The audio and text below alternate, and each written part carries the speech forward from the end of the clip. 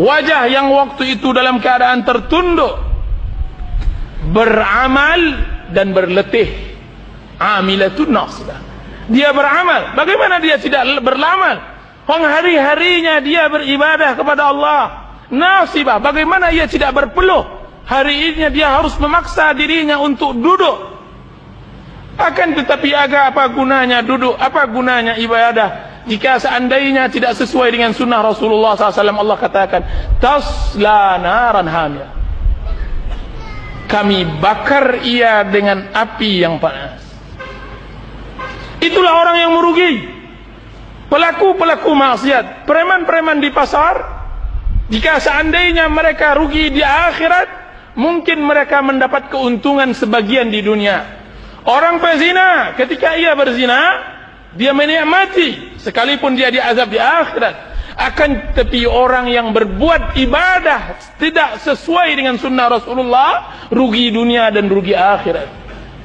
Apa kata Allah Subhanahu wa taala dalam surat Al-Kahfi, "Qul hal nunabbi'ukum bil akhsarina a'mala." Katakanlah hai Muhammad, apakah mau aku kabarkan kepada kalian orang yang paling merugi? Lebih merugi daripada pezina, lebih merugi dari perampok, lebih merugi daripada koruptor. Yaitu apa? Alladzina dhalla sa'yuhum fil hayatid dunya wa hum yahsabuna annahum yuhsinuna sunah. Orang yang telah sesat di dalam beramal dan mereka menyangka mereka di atas kebenaran. Dan itulah yang ditafsirkan oleh seluruh ulama, mereka adalah orang yang berbuat bid'ah. Orang yang berbuat tidak mengacu kepada ajaran Rasulullah sallallahu alaihi wasallam.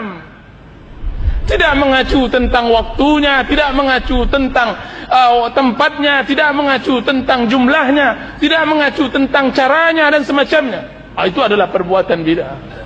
Karena Allah Subhanahu wa taala telah menurunkan Quran, telah menurunkan hadis.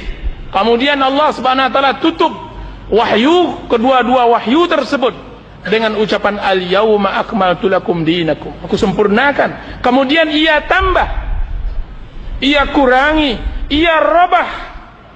Alangkah jahatnya ia. Bagaimana? Kenapa ulama kemarin kita mempelajari kenapa bid'ah itu lebih besar daripada maksiat? Kenapa bid'ah itu lebih besar daripada maksiat? Karena orang yang berbuat bid'ah, ia menambahkan aturan Allah atau ia kurangi. Biasanya bid'ah itu dia tambahkan. Ketika Allah Subhanahu wa taala mengatakan cara beribadah begini, ia tambah cara ibadah tersebut. Ia tambahkan.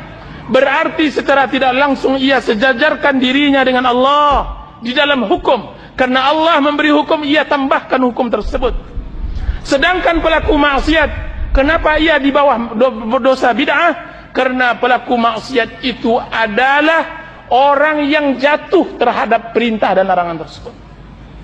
Sesungguhnya orang yang merubah peraturan yang telah dibuat oleh sang raja jauh kurang ajarnya daripada seorang rakyat yang jatuh terhadap kesalahan tersebut. Itu logika di dalam masalah dunia.